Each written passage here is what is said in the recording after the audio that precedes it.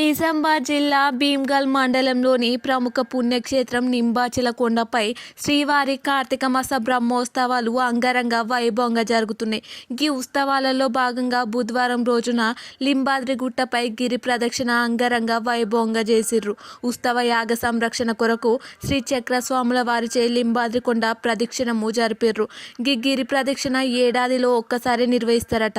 శ్రీ చక్రస్వాముల వారిని పల్లకిలో పుష్పాలకృతులను చేసి మంగళ వాయిద్యాలు మేళతాళంల భక్తజనుల మధ్య భగవంతుని సంకీర్తనలతో భక్తజనులు వెంటరాగా గిరి ప్రదక్షిణ నిర్వహించారు.